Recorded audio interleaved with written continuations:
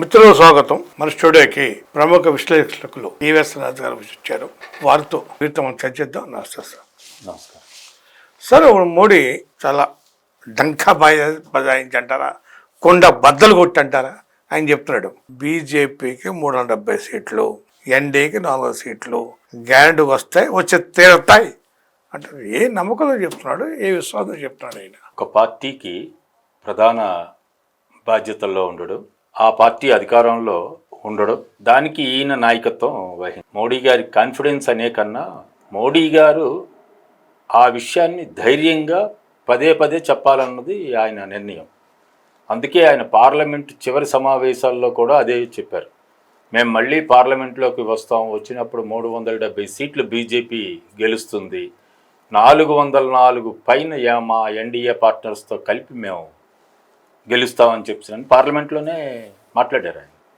అందువలన ఆయన నాయకుడిగా, ఒక ప్రధానమంత్రిగా అట్లాగే మాట్లాడాలి. అంటే అది విశ్వాసం అంటారా, అతి విశ్వాసం అంటారా, లేకపోతే మైండ్ గేమ్ అంటారా? ఏదైనా అనుకోవచ్చు. మీరు చెప్పిన మూడిట్లో 3 అనుకోవచ్చు, 1 అనుకోవచ్చు, 2 అనుకోవచ్చు, అన్నీ అనుకోవచ్చు. లేదు, ప్రపంచవ్యాప్తంగా ఒక సామెత ఉంది, గోబెల్స్ ప్రచారం అని.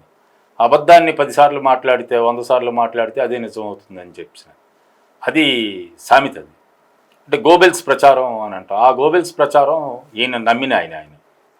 అందువలన దాన్ని పదే పదే పదే పదే చెప్పడం అన్నది ఇప్పుడు జరుగుతుంది. అంటే అసలు ఏదైనా ఒక మాట ఒక ప్రధానమంత్రి స్థాయిలో, నిన్నగా మన ప్రధాని కాదు ఆయన, సుమారుగా 12 సంవత్సరాలు గుజరాత్ ముఖ్యమంత్రిగా పనిచేశాడు, 10 సంవత్సరాలుగా ప్రధానిగా పని చేస్తున్నాడు. అంత కీలకమైన బాధ్యతల్లో అటు ఒక గుజరాత్ ముఖ్యమంత్రిగా 12 సంవత్సరాలు, దేశ ప్రధానిగా 10 సంవత్సరాలు, అంత కీలక బాధ్యత ఉన్న వ్యక్తి ఒక బాధ్యతాయుతంగాను లేకపోతే సరైన అంటే దాన్ని బేస్ లేకుండా గాలి మాటలు మాట్లాడుతున్నాను అనుకుందామా? మోడీ గారు మాట్లాడేదే గాలి మాటలు. 2014 ముందు మరి ఆయన ఏం మాట్లాడారు, తర్వాత ఏమొచ్చింది, అసలు అవి ఎక్కడన్నాం, మాకు చూపించండి రుజువులు అని అన్నారు. మీరు 15 లక్షల రూపాయలు ప్రజల అకౌంట్లలో పడతాయన్న అవినీతి డబ్బులు తీసుకొచ్చి, రెండోది భారతదేశంలో యువతకి 2 కోట్ల ఉద్యోగాలు ఇస్తామన్నా అనేక వాగ్దానాలు 2014లో చేశారు. తర్వాత ఏమన్నారు, అవి ఎక్కడున్నాయి చూపించండి అని బీజేపీ నాయకులే అనేక ఛానల్స్లో అనేక చర్చాగోష్ఠుల్లో వాళ్ళు స్పష్టంగా చెప్పారు. అందువలన మోడీ గారు అందులో సిద్ధహస్తులు. ఆయన ఏం చెప్పదలుచుకున్నారో అది స్పష్టంగా ధైర్యంగా చెప్తారు. అది మెచ్చుకోవాలి మనం. అంటే దాంట్లో అబద్ధం కావచ్చు, నిజం కావచ్చు, ఏదైనా కావచ్చు, ధైర్యంగా చెప్తాను మీరు అంటారా? ఎస్. ఎందుకనంటే ఆయన ఏ విషయమైనా ధైర్యంగానే చెప్తారు. మీరు తీసుకోండి, గుజరాత్ ముఖ్యమంత్రిగా ఉన్న తర్వాత భారతదేశ ప్రధాని అయినా, రెండోసారి ఆయన ఎన్నికల్లో పోటీ చేస్తున్నప్పుడు మాటలు తీసుకున్నా, ఇప్పుడు ప్రస్తుతం మా దేశవ్యాప్తంగా ఆయన మాట్లాడే తీరు చూస్తే ఆయన చెప్పే విషయాలు చాలా స్పష్టంగా చెప్తారు, గట్టిగా చెప్తారు, హావభావాలు ప్రదర్శిస్తారు. అందుకే ఆయన అనేక విషయాల్లో ఆయన్ని ఫాలో అవ్వచ్చు, అనేక విషయాల్లో. కానీ ఒక్కటే ఆయనలో ఉన్న లోపం ఏంటంటే చెప్పిందేది చేయరు, చేసిందేది చెప్పరు. అది సమస్య. అంటే ఇప్పుడు ఆయన 400 పైగా ఎన్డీఏకి, బీజేపీకి 370 అవి వస్తాయని చెప్పారు. అది ఎట్లా వస్తాయని ఎక్కడైనా చెప్పారా? ఆయన మోడీ గారు కానీ బీజేపీ పార్టీ కానీ 370 ఎట్లా వస్తాయి, మేము ఎక్కడ తెచ్చుకుంటాం అని చెప్పారా? గత ఇప్పుడు యాజ్ ఆన్ డేట్ ఇప్పుడు ఎన్ని ఉన్నాయి? 303. దేనికి? బీజేపీకి 303. ఇంకా ఆయన ఎక్స్ట్రా చెప్పింది ఎన్ని సార్? 67 కదా. కానీ మనకి 67 కదా. మనకి పార్లమెంట్ సీట్లు 1000 లేవు, 543 ఉన్నాయి. అవి పెరగలే. 2014 ఎన్ని ఉన్నాయి? 2014 282. ఎన్ని వచ్చినప్పుడు 280 నుంచి 303కి ఎంత పెరిగినాయి చెప్పండి? పెరిగినాయి కదా. అంటే 282 నుంచి 2014లో 2019 వచ్చేప్పటికి 303 అని అన్నారు మీరు. 303 పెరిగినాయి అంటే అయ్యో పెరిగినాయి కదా. ఇప్పుడు అది మరింత పెరుగుదలయ్యి 370 రాకూడదా? అంటే తరుగుదల లేదు, అది గుర్తుపెట్టుకోండి. అంటే నేనేం చెప్తున్నానంటే మోడీ సాధారణ స్థాయి నుంచి ముఖ్యమంత్రి 12 ఏళ్ళు అన్బేటబుల్, 10 ఏళ్ళు అలా ఎదుగుతూ వచ్చాడు. ఇప్పుడు కూడా మళ్ళీ 200 ఆ స్థానాలు 292 ఏమన్నారు మీరు 2014లో 282 నుంచి 303 అంటే సుమారు 20 పైన పెరిగినాయి. ఇప్పుడు ఇంకో 78 పెరగలేవా? పెరగకూడదా? ఎందుకు 400 పైన పెరగచ్చు కదా ఆయన అడిగింది. ఆయన చనిపోయిన తర్వాత కాంగ్రెస్ పార్టీకి రాజీవ్ గాంధీ గారు ఉన్నప్పుడు 400 పైన స్థానాలు వచ్చాయి. కానీ ఇప్పుడు అటువంటి ఏమీ లేదు. అటువంటి హిస్టరీ ఇప్పటి వరకు భారతదేశ చరిత్రలో, భారతదేశ పార్లమెంట్ ఎన్నికల చరిత్రలో ఎప్పుడు జరగలేదు. ఒకసారి జరిగింది అది. అవునండి, కరెక్టే. ఇది పెరుగుదల వస్తుంది. కానీ ఇది పెరుగుదల వస్తుంది, తరుగుదల కూడా వస్తుంది. ఎక్కడ వచ్చింది? 99లో వాజ్పేయి గారు ప్రభుత్వం బీజేపీ ప్రభుత్వమే, ఎన్డీఏ ప్రభుత్వమే. 2004లో ఎట్లా ఓడిపోయింది? ఎన్ని సీట్లు వచ్చాయి? ఎందుకు తగ్గాయి? అప్పుడు అసలు షైనింగ్ ఇండియా అన్నారు కదా, అసలు భారతదేశమే వెలిగిపోతుంది, అసలు వాజ్పేయి గారికి తిరుగులేదు, బీజేపీకి తిరుగులేదు అని చెప్పారు కదా. మరి ఇప్పుడు 2004లో బీజేపీ ఎందుకు ఓడిపోయింది? 2009, 2004 ఓడిపోయింది. కానీ ఇక్కడ రెండోసారి ఓడిపోలా కాంగ్రెస్కు. యూపీఏ కూడా రెండోసారి ఓడిపోలే. 2004 గెలిచిన తర్వాత 2009 కూడా గెలిచారు. ఇదేదో మోడీ గారే గెలవడం కాదు. గతంలో మన్మోహన్ సింగ్ గారు కూడా రెండోసారి గెలిచారు. అందువల్ల ఇదేదో మోడీ ప్రత్యేకత అనేం లేదు. కానీ మోడీ గారి ప్రత్యేకత ఏంటనంటే ఇప్పుడు మనం అనుకున్నట్టే, అంటే ఏమైనా చెప్పగలరు, ఏదైనా చెప్పగలరు. అంటే మీరు చెప్పేది ఏంటంటే మోడీ గారు 370 స్థానాలు రావనా మీ ఉద్దేశం బీజేపీకి? అలాగే ఎన్డీకి 4 దాడులు దాటవనా? అసలు వాళ్ళకి ఎన్ని సీట్లు వస్తాయన్నది వాళ్ళకే ఇప్పుడు కన్ఫ్యూజన్ ఉంది బీజేపీ పార్టీకి. ఎందుకు అని అంటే 2019 పరిస్థితికి 2014 పరిస్థితికి తేడా ఉంది. దేశవ్యాప్తంగా పరిస్థితుల్లో చాలా తేడా వచ్చాయి. 2014కి 2019కి పరిస్థితులు పెద్దగా తేడా లేవు. 2014 నెగిటివ్ ఓటుతో బీజేపీ అధికారంలోకి వచ్చింది. కాంగ్రెస్ మీద, యూపీఏ ప్రభుత్వం మీద ఉన్న నెగిటివ్ ఓటుతో 2014లో బీజేపీ గెలిచింది తప్ప పాజిటివ్ ఓటుతో కాదు. 2019లో ఖచ్చితంగా పాజిటివ్ ఓటుతో గెలిచింది. నేను అదే చెప్తుంది. 2019లో బీజేపీ కానీ బీజేపీ మిత్రపక్షాలు కానీ గెలిచింది ఖచ్చితంగా పాజిటివ్ ఓటుతో. ఎందుకంటే ఆయన ఒక కార్యక్రమాలు చేస్తున్నాడు, ఆయన ఒక భారతదేశాన్ని ప్రగతి ప్రధాని తీసుకెళ్తాడు, ఆయన ప్రపంచానికే విశ్వగురు అయిపోతున్నాడు అన్నట్టు వచ్చింది. కానీ 2019, 2024 తేడా ఉంది. అంటే ఆ విశ్వగురు సెంటిమెంట్ 2024 పనిచేయదా? 100% పనిచేయదు. ఎలా చెప్తారు మీరు? ఎందుకనంటే ప్రజలు గమనిస్తున్నారు. 1 సంవత్సరం కాదు, 2 సంవత్సరాలు కాదు, 10 ఏళ్ల నుంచి మోడీ గారి మీద ఏ విశ్వాసం అయితే ఉందో ఆ విశ్వాసంతో, ఆ నమ్మకంతో మోడీ గారినే నమ్ముతున్నారు. కానీ వాళ్ళ జీవితాల్లో వెలుగు లేదు, వాళ్ళ జీవితాల్లో మార్పు రాలేదు. మరి అటువంటిప్పుడు ఎట్లా విశ్వసిస్తారు? ఎట్లా ఇవన్నీ పనిచేస్తాయి? ఎన్నికల్లో మీకు ఇవన్నీ పనిచేస్తాయి. 2004 అదే కారణం. ఎంత భారత్ వెలిగిపోతుందని చెప్పినా ప్రజలు విశ్వసించలేదు. మా జీవితాలు వెలుగులో లేవు, మా జీవితాలు వెలుగుబాటులో లేవు కాబట్టి ప్రజలు తిరస్కరించారు బీజేపీని, ఎన్డీఏని. అంటే ఇప్పుడు మీరు ఏ లెక్కల ప్రకారం, ఏ ఆధారాల ప్రకారం 370 సీట్లు రావని, అట్లాగే 400 దాటవని ఎన్డీఏకి ఎట్లా చెప్పగలరు? ఒకసారి మీరు వివరాలు చెప్పగలుగుతారా? అసలు ఉన్న 303 సీట్లే వాళ్ళకి రావు. ఎన్ని తగ్గుతాయన్నది తర్వాత చూడొచ్చు. 303 సీట్లలో మీరు సౌత్లో తీసుకుంటే తెలంగాణ నుంచి 4 సీట్లు గెలిచారు, కర్ణాటక నుంచి 25 సీట్లు గెలిచారు. మిగతా ఎక్కడ వాళ్ళు గెలవలే. ఆంధ్రప్రదేశ్ కానీ, తమిళనాడు కానీ, కేరళ కానీ, పాండిచ్చేరి కానీ, యూనియన్ టెరిటరీ ఇక్కడెక్కడ వాళ్ళు గెలవలే. ఇప్పుడు ఈ 2 రాష్ట్రాలే తీసుకోండి, తెలంగాణ, కర్ణాటక. తెలంగాణలో 4 సీట్లు వస్తాయని గ్యారంటీగా బీజేపీ వాళ్ళే చెప్తుండే. బయటికి చెప్పొచ్చు మాకు 12 సీట్లు వస్తాయి, 13 సీట్లు వస్తాయి, 16 సీట్లు వస్తాయి. కానీ రీసెంట్గా జరిగిన అసెంబ్లీ ఎన్నికల్లో వాళ్ళకి 1 నుంచి 8కి వెళ్ళారు. కానీ 117 సీట్లు అవి. కానీ ఇప్పుడు పార్లమెంట్ సీట్లు 17.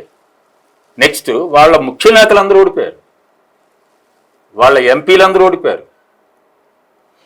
కిషన్ రెడ్డి గారు పోటీ చేయలేదు కాబట్టి ఆయనకి గెలుపు లేదు, ఓటమి లేదు. కానీ మిగతా 3 ఎంపీలు ఓడిపోయారు. అందువలన మీరు ఇది తెలంగాణలో పరిస్థితి. నెక్స్ట్ కర్ణాటకలో వాళ్ళకి 25 సీట్లు వచ్చాయి. ఎప్పుడు వచ్చాయి? వాళ్ళ ప్రభుత్వం అధికారంలో ఉన్నప్పుడు. కానీ గత సంవత్సరం తర్వాత జరిగిన ఎన్నికల్లో కర్ణాటకలో అసెంబ్లీలో ఓడిపోయారు వాళ్ళు. మరి ఇప్పుడు 25 సీట్లు ఎలాగొస్తాయి? వాళ్ళకే గ్యారంటీ లేదు. అంటే సౌత్లోనే ఉన్న 29 సీట్లలో ఎన్ని సీట్లు వస్తాయని గ్యారంటీ లేదు.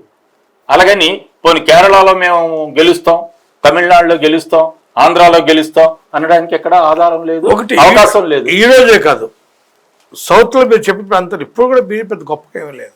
వాజ్పేయి టైంలో లేదు. నేను 2014 మూర్తి గారు, నేను ఎక్కువ ఉన్నాయి తక్కువ ఉన్నాయి చెప్పటంలే. 303లో ఉన్న 29 సీట్లు సౌత్లోనే గ్యారంటీ లేదు. 370 ఎట్లా వస్తాయి? అంటే యూపీ ఉంది అక్కడ, మాకు మధ్యప్రదేశ్ ఉంది, మాకు రాజస్థాన్ ఉంది, బీహార్ ఉంది, నితీష్ ఉన్నాడు, హర్యానా ఉంది, ఉన్నాయి, అన్నీ ఉన్నాయి. కానీ అక్కడే ఇప్పుడు దెబ్బ పడుతుంది.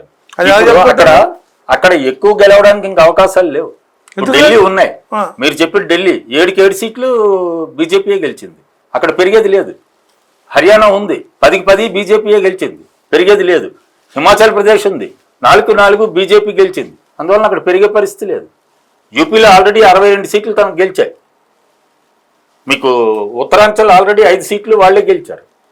రాజస్థాన్ 25కి 24 సీట్లు వాళ్ళే గెలిచారు. అందువల్ల ఇవన్నీ మీరు చెప్తుంది ఎట్లా అని అంటే, ఉన్నవి అవన్నీ అట్లాగే గెలిస్తే 303 సీట్లు ఏవైతే 2019లో గెలిచారో ఈ రాష్ట్రాల్లో మ్యాక్సిమం సీట్లు గెలిచారు. అక్కడ పెరగడానికి అవకాశం లేదు. మరి 370 ఎట్లా వస్తాయి?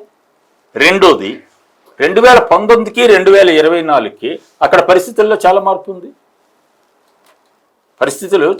ఉంది. ఏంటా మార్పు? దేశవ్యాప్తంగా ఢిల్లీలో మొత్తం రైతులు కదిలి 1.5 year అసలు ప్రభుత్వాన్ని గడగడలాడించారు. అది ఇప్పుడు రాదా? అది 2019 తర్వాత జరిగిన ఘటన. అలాగే దేశవ్యాప్తంగా మీకు కార్మికుల్లో, ఉద్యోగుల్లో తీవ్రమైన అసంతృప్తి పెరిగింది 5 ఏళ్లలో. ఎందుకంటే వాళ్ళ కోరికలు తీరలేదని. నెక్స్ట్ వాళ్ళు లేబర్ కోడ్స్ మార్చేశారని, వాళ్ళ చట్టాలు మార్చేశారని, వాళ్ళ చట్టాలను రద్దు చేశారని. అంటే యూపీలో తన స్థానాలు, యూపీలో కానీ బీహార్లో కానీ లేకపోతే హర్యానాలో కానీ, అంటే నార్త్ ఇండియాలో టోటల్గా, ఇటు గుజరాత్ లేకపోతే రాజస్థాన్, అంటే ఉన్న స్థానం కూడా నిలబెట్టుకోలేదు. మీరు తీసుకుంటే ఇప్పుడు మళ్ళీ మీరు స్టేట్ వైజ్ మాట్లాడచ్చు, సౌత్లో మాట్లాడినట్టు. ఇప్పుడు ఢిల్లీలో 7 సీట్లు ఉన్నాయి. ఇంతకుముందు కాంగ్రెస్, ఆపు వేరువేరుగా పోటీ చేశాయి. నెక్స్ట్ 2019లో ఉన్న పరిస్థితి బీజేపీకి 2024లో లేదు, అనేక రూపాల్లో వ్యతిరేకత ఉంది, నేను ఇందాక చెప్పినట్టు. రెండోది, అక్కడ ఇప్పుడు ఆపు కాంగ్రెస్ కలిపి పోటీ చేస్తున్నాయి. అందువలన 7 సీట్లు పోయే పరిస్థితి ఉంది, 1 సీట్ కాదు. ఢిల్లీలో 7 పోయే పరిస్థితి ఉంది. కానీ అది మీరు ఎట్లా చెప్పగలుగుతారు అని అంటే, గతంలో 7 సీట్లు కాంగ్రెస్ గెలిచిన ఘటన ఉంది. 2009లో మీకు 7 సీట్లు కాంగ్రెస్ గెలిచింది. అందువలన ఇప్పుడు 7 సీట్లు పోయే పరిస్థితి. నెక్స్ట్ ఇప్పుడు హర్యానాలో రేపు సెప్టెంబర్లో అసెంబ్లీ ఎన్నికలు ఉన్నాయి. మొన్న 3 నెలల క్రితం ఆయన ముఖ్యమంత్రిని మార్చారు. నెక్స్ట్ ఈ రైతాంగం జరిపిన పెద్ద పెద్ద పోరాటం మొత్తం ప్రభావం పడిందే హర్యానా, హిమాచల్ ప్రదేశ్, పంజాబ్, ఢిల్లీ, ఉత్తరప్రదేశ్, వీటన్నిటి మీద. అందువల్ల ఖచ్చితంగా హర్యానాలో ఉన్న 10 ఎన్ని పోతాయని చెప్పలేవు. 10 పోవచ్చు, 9 పోవచ్చు, 8 పోవచ్చు. అంటే అది కూడా తగ్గుదలే. హిమాచల్ ప్రదేశ్ ఆల్రెడీ అసెంబ్లీలో ఓడిపోయింది బీజేపీ ప్రభుత్వం. కాంగ్రెస్ ప్రభుత్వం ఏర్పాటు చేశారు. సరే గొడవలు పెడుతున్నారు, మన రాజ్యసభ ఎన్నికల్లో ఏవో చేశారని పక్కన పెడితే, కానీ ప్రజలు బీజేపీని వదిలి కాంగ్రెస్లు ఎన్నుకున్నారు అక్కడ. మరి ఇప్పుడు 4 సీట్లు వస్తాయని గ్యారెంటీ ఉంది. అంటే రామ్ జన్మభూమి ప్రాణ ప్రతిష్ఠ, జాన్వాపి, వారణాసి, కృష్ణ ద్వారకా, ఇవే ఓటర్ ప్రభావితమా? సీట్లు పెంచవా? ఉన్న సీట్లు కూడా ఉంచవా? తగ్గిస్తాయా? ఏ విధంగా చెప్తారు మీరు? ఎప్పుడైనా ప్రజలు ఓ 10 ఏళ్ల పీరియడ్లో ఎన్ని సెంటిమెంట్లు తీసుకొచ్చినా వాళ్ళకి కావాల్సింది వాళ్ళ తిండి, వాళ్ళ బట్ట, వాళ్ళకి పని, వాళ్ళ జీవన పరిస్థితులు, ధరలు, ఇవన్నీ ప్రభావితం చేస్తాయి. మీరు ఇప్పుడు 2019 సిచ్యువేషన్ వేరు. అందుకే చెప్పాను, 2019లో బీజేపీ గెలిచింది, బీజేపీకి సీట్లు పెరగడానికి కూడా కారణం పాజిటివ్ ఓట్, ప్రభుత్వం మీద ఉన్న పాజిటివ్ ఓట్, లేదు మోడీ గారి మీద ఉన్న ఇంకా ఆశ. ఎస్, మోడీ గారికి ఎవరూ లేరు, అందువలన మాకు మంచి జరుగుతుంది, నాకు ఉపాధి దొరుకుతుంది, నాకు మంచి పని దొరుకుతుంది, నాకు ఇంకా మంచి జీవనం వస్తుంది అని ఆశతో 2019లో పాజిటివ్ ఓటుతో మోడీ గారికి 303 సీట్లు ఇచ్చారు. కానీ 2019 నుండి ఆయన చేసింది చెప్పండి. నేను ప్రపంచవ్యాప్తంగా వచ్చిన ఇండెక్స్ల గురించి చెప్పటం లేదు, కానీ మన దగ్గర చూడండి 2020లో ఊహించిన 500 సంవత్సరాలను తగున పరిష్కరించండి రామజన్మ ప్రాణ ప్రతిష్ట. అది ఎవరికి కావాలి? ఎవరికి కావాలి? 180% హిందువులు ఇక్కడ దేశంలో హిందువులందరికీ రాముడు కావాలి, వాళ్ళ ఇళ్లలో ఉన్నారు. ప్రతి హిందువుకి, ప్రతి మతస్థుడికి వాళ్ళ నమ్మకాలు బట్టి వాళ్ళ తాలూకా దేవుళ్ళు వాళ్ళ ఇళ్లలో ఉంటారు, లేదు వాళ్ళ చుట్టూ ఉన్న ప్రాంతాల్లో ఉంటారు. అందువల్ల దేవుడు ప్రాణప్రతిష్ఠ అవి కాదు. అంటే ఈ 5 ఏళ్లలో ఏ ఓటర్ ప్రభావం చేయమంటారు మీరు? ఎంత మేరకు ప్రభావితం చేస్తే మీకు ఇప్పుడు ఈ బాధలు ఉండవు. ఇప్పుడు బీజేపీ మీకు దేశవ్యాప్తంగా ఎందుకు ఇట్లా భయపడుతుంది? ఎందుకు ఎవరిని పెడితే వాళ్ళని చేర్చుకుంటుంది? మొన్న ఇంటర్వ్యూలో ఒక కేంద్ర మంత్రి చెప్పారు, ఎవరు వచ్చినా మేము చేర్చుకుంటాం. ఆ యాంకర్ అడిగారు కూడా, 9 కేసులు ఆయన మీద ఉన్నాయి, అయినా మీరు చేర్చుకుంటారా అంటే ఎస్, బీజేపీలోకి వస్తే చేర్చుకుంటాం అని. ఇవి ఎందుకు చేస్తున్నారు? నిజంగా 370 సీట్లు కానీ వస్తాయని వాళ్ళకి కాన్ఫిడెన్స్ ఉంటే, ఎన్డీఏ ఎల్ఐఎస్కి 404 పైన సీట్లు వస్తాయని కాన్ఫిడెన్స్ ఉంటే వాళ్ళు వెళ్ళిపోవాలి దేశవ్యాప్తంగా ప్రజల్లో చేసింది చెప్పాలి. కానీ ఇప్పుడు ఏం చెప్తున్నారు? నేను అవినీతిని తొక్కేశాను. మరి ఎలక్ట్రల్ బాండ్స్ ఏంటి? మరి మిగతా ఇతరత్ర ఈ ఎలక్ట్రల్ బాండ్స్ అనేది చట్టం ప్రకారం ఈసీని ఒప్పుకున్నాయి కదా, ఆయన ఏమి సీక్రెట్గా ఏం చేయలేదు కదా. చేశారో లేదో రోజు పత్రికల్లో వస్తున్నాయి, అందువల్ల నేను దాంట్లోకి వెళ్ళటం లేదు. కానీ మీకు 2019, 2024 మధ్య దేశంలో ఉన్న ప్రజలకి లేదు దేశానికి జరిగింది ఏంటి? నేను G20 నిర్వహించాను, అది ఎవ్రీ ఇయర్ మారేది, అది రొటేషనల్ పద్ధతిలో వచ్చేది. నేను సమావేశాలు పెట్టాను, నాకేంటి? ప్రజలు అడిగేది అది. మీరు G20 సమావేశాలు పెట్టారు, లేదు భారత్ వెలిగిపోతుంది, భారత్ అసలు 2047కి అసలు అభివృద్ధి చెందిన దేశం చేశారు. 2047 సంగతి తర్వాత 2024 నా సంగతి ఏంటని అడుగుతున్నారు ఇప్పుడు. ఎందుకంటే ఎన్నికలు 2024లో జరుగుతున్నాయి. అందువల్ల 2024లో జరుగుతున్న ఎన్నికల్లో మనం చూడవలసింది ప్రజలకి ఏం చేశారు ఈ 5 ఏళ్ల పాలనలో. నెక్స్ట్ గతంలో 5 ఏళ్ళు చేశారు, మొత్తం 10 ఏళ్ల పాలనలో ప్రజలకు ఏమొచ్చింది? ఉపాధి పెరిగిందా? ఆకలి తగ్గిందా? దరిద్రం తగ్గిందా? లేదు అనారోగ్యం తగ్గిందా? ఏం తగ్గాయి? నెక్స్ట్ ఇప్పుడు అసలు ప్రపంచంలో ఏ దేశానికి లేనంత అనుకూలత భారతదేశానికి ఉంది, ఏ దేశానికి లేదు. సుమారు 55% 25 ఏళ్ళ లోపు ఉన్న యువకులు ఉన్నారు. మరి యువకులు ఎవరు కోటేస్తారు ఇప్పుడు? ఎందుకు మోడీ గారు కోటేయాలి? అంటే రాముడు పెట్టాను మీరు అన్నట్టు, ఇంకోటి పెట్టాను, అవి నాకెందుకు? నేను చదువుకున్నాను, నా ఉద్యోగం ఏంటి? నేను చదువుకున్నాను, నా పని ఏంటి? నెక్స్ట్ ఈరోజు దేశవ్యాప్తంగా ఉన్న మహిళా ఓటర్లు ఎందుకు ఓటు వేయాలి? 2 కీలకమైన విషయాలు మహిళా ఓటర్లు ఇప్పుడు ఓటు వేయరనడానికి. ఒకటి, వాళ్ళు నిత్యం చేస్తున్న పనిలో ధరలు, అంటే కాయగూరల ధరలు పెరిగాయి, ఆయిల్ ధరలు పెరిగాయి, పప్పుల ధరలు పెరిగాయి, చివరికి ధర పెరిగాయి. మీరు ఏం చెప్పాలనుకుని చివరికి ఏంటి ఎక్కడ తీసుకొస్తున్నారు? బీజేపీకి 370 సీట్లు రావు. నేను 370 గురించి మాట్లాడటం లేదు, 303 రావంటున్నాను. మీరు 370 అన్నది నా ఊహది. నేను వచ్చిన 303 రావని చెప్తున్నాను. నేను వారిని ఏది తీసుకున్నా. ఇప్పుడు ఖచ్చితంగా గుజరాత్ లో కూడా కొన్ని సీట్లు పోతాయని చెప్తున్నాను. ఎందుకంటే కాంగ్రెస్ ఆపు అక్కడ కలిసే. మొన్న అసెంబ్లీ ఎన్నికల్లో ఆపు కొంత పర్సెంటేజ్ వచ్చింది. ఇప్పుడు కలిసింది బీజేపీకి వ్యతిరేకంగా కాంగ్రెస్ ఆపు. మరి ఇప్పుడు ఈ 2 కలిసిన తర్వాత ఆల్రెడీ అక్కడ చాన్నాళ్ళ నుంచి అధికారంలో ఉన్నారు, ఏం చేశారండి? అక్కడ కూడా దరిద్రం ఉందని చెప్తున్నాను. నెక్స్ట్ ఇప్పుడు దేశవ్యాప్తంగా ఈ 10 ఏళ్లలో మోడీ గారు ఇంక్లూడింగ్ బీజేపీ పాలిత రాష్ట్రాలకు కూడా న్యాయం చేయలేదు. అవన్నీ రాష్ట్రాలన్నీ గుజరాత్ పక్కన పెడితే దేశంలో ఉన్న అన్ని రాష్ట్రాలు బీజేపీ ముఖ్యమంత్రులతో సహా వాళ్ళు కేంద్రం మీద కోపంగా ఉన్నారు. ఎందుకంటే మాకు రావాల్సిన వాటాని మాకు ఇవ్వటం లేదు, అలాగే మా రాష్ట్రానికి ఉన్న హక్కుల్ని కేంద్రం తీసుకెళ్ళిపోతుంది. అది కీలకం. అంటే చివరికి మీరు ఏం చెప్పదలుచుకున్నారు? 370 సీట్లు పక్కన పెట్టేయండి, 2009లో గెలిచిన 303 సీట్లు కూడా నిలబెట్టుకోలేదు బీజేపీ అని ఖచ్చితంగా రావని, అందులో నాకేమీ అనుమానాలు లేవు. దానికి ఏమన్నా మీరు ఒక ఆధారాలు కానీ లేకపోతే ఏమన్నా? నేను ఆధారాలు మీకు ఇప్పుడు చెప్పాను కదా, ఇప్పుడు నేను మాట్లాడేవన్నీ ఆధారాలే.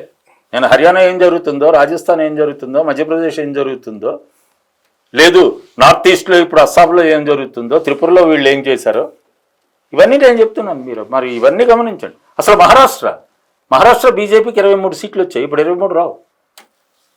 ఎందుకు రావు అని అంటే బీజేపీకి 23 రావడానికి కారణం బీజేపీ శివసేన కలిపి పోటీ చేయడం. ఇప్పుడు శివసేన పార్టీనే చేయించారు. అసలు మీ అంచనా ప్రకారం బీజేపీకి ఎన్ని సీట్లు రావచ్చు? అసలు ఎన్ని సీట్లు వస్తాయని అంచనా కన్నా బీజేపీకి ఖచ్చితంగా 303 సీట్లు రావు. ప్రభుత్వం ఏర్పాటు చేయగలిగే సీట్లు వస్తాయంటారా? ప్రభుత్వం కూడా ఏర్పాటు చేసే పరిస్థితి ఉండదు. ప్రజలు చాలా సీరియస్గా ఉన్నారు, ప్రజలు చాలా బాధలు పడుతున్నారు, ప్రజలు అనేక సమస్యలతో సతమతం అవుతున్నారు. ఏవైతే మోడీ గారి మీద వాళ్ళకి అత్యంత విశ్వాసం ఉందో, మోడీ గారిని రెండోసారి కూడా గెలిపించారో, అవన్నీ ఇప్పుడు నీరుగారిపోయి ఈ 5 ఏళ్ల కాలంలో. అది మీరు గమనించాలి. ఉద్యోగులు అసంతృప్తితో ఉన్నారు, కార్మికులు అసంతృప్తితో ఉన్నారు, మహిళలు అసంతృప్తితో ఉన్నారు, పేద ప్రజలు అసంతృప్తితో ఉన్నారు. మరి ఎవరు ఆనందంగా ఉన్నారు? ఎస్, ఆనందంగా ఉన్న వాళ్ళు ఉన్నారు. ఒక 6-7 కుటుంబాలు, 6-7 సంస్థలు, వాళ్ళు ఆనందంగా ఉన్నారు. లేదు ఇంకో కొత్తగా 10-15 కుటుంబాలు ఆనందంగా ఉండొచ్చు.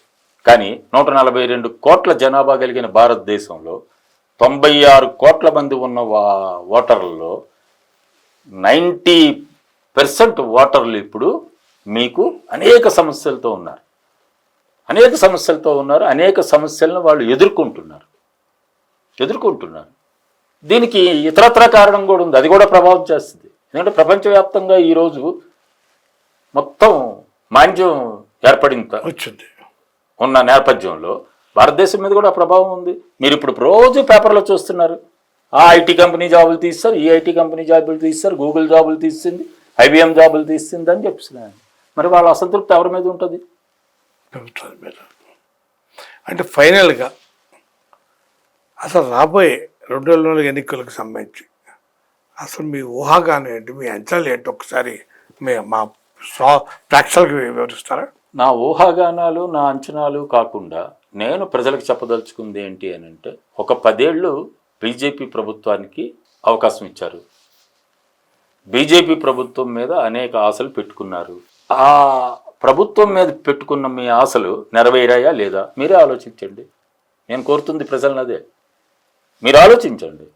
అట్లాగే మీ సమస్యలు ఉన్నాయా లేదా, ఈ 10 ఏళ్లలో మీ సమస్యలు పెరిగాయా తగ్గాయా, ఈ 10 ఏళ్లలో మీకు అనుకూలంగా ఉందా లేదు వ్యతిరేకంగా ఉందా? మరి ఇవి నేను కోరుతుంది ప్రజలను అది. అందువలన ఊహాగానాల్లోకి వెళ్ళొద్దు, అంచనాల్లోకి వెళ్ళొద్దు. నాకు ఈ ప్రభుత్వం ఉండాలా వద్దా నేను అపీల్ చేస్తుంది అది. మీరు మీ రోజువారీ వాటిలోనే మీరు ఇవి గమనించండి, మీరు ఆ రూపంలో లింక్ చేయండి. నేను ఈరోజు ఇట్లా ఉండడానికి లేదు, ఈరోజు నేను ఇట్లా ఇన్ని బాధలు పడడానికి కారణం ఏంటి, ఆ కారణాలను విశ్లేషించి మీరు ఓటు వేయాలని చెప్పినని నేను ప్రజలను కోరుతున్నాను. ఎందుకు అని అంటే ఇది నెక్స్ట్ 5 ఏళ్లకి భవిష్యత్తు నిర్ణయించేది. ఇప్పటికే మోడీ గారు ఒకటి చెప్తున్నారు, నా 10 ఏళ్ళు ట్రైలరే, అసలు సినిమా అని చెప్తున్నాను. అసలు సినిమా ప్రజలు తెలుసుకోవాలి. అసలు సినిమా అంటే ఏమిటి మీ ఉద్దేశం? నాకేం ఉద్దేశం లేదు, నేను ప్రజలకే చెప్తున్నాను. మోడీ గారు చెప్పిందే మీరు ఫాలో అవ్వండి. ట్రైలరే ఇంత భయంకరంగా ఉంటే పిక్చర్ మరింత భయంకరంగా ఉంటుంది. కాబట్టి అసలు ఆ పిక్చర్ జోలికి వెళ్లకుండా ఈ ట్రైలర్ దగ్గరే వీళ్ళని ఆపేయండి. ఆ రూపంలో మీరు రేపు రాబోయే ఎన్నికల్లో దేశవ్యాప్తంగా ఉన్న వాళ్ళు ఈ విషయాలన్నీ ఆలోచించి ఓటు వేయవలసిందిగా కోరుతున్నాను. ఇంతవరకు మన ప్రముఖ విశ్లేషకులు కేవీఎస్ఎన్ రాజు గారు బీజేపీ అసలు ఉన్న స్థానాలు నిలబెట్టుకుంటమే చాలా ఇబ్బందికర పరిస్థితి అని చెప్పి 370 సీట్లు ఎన్డీఏకి 404 అంటే పక్కన పడేయండి, ఉన్న 303 స్థానాలు నిలబెట్టుకోలేకపోతుందని చెప్పేసి ఆయన చెప్పారు. మనం వేచి చూద్దాం. ఏమైనాడికి మనం స్టూడియోకి వచ్చి సవివరంగా విషయాలని వివరించేందుకు ధన్యవాదాలు. నమస్కారం.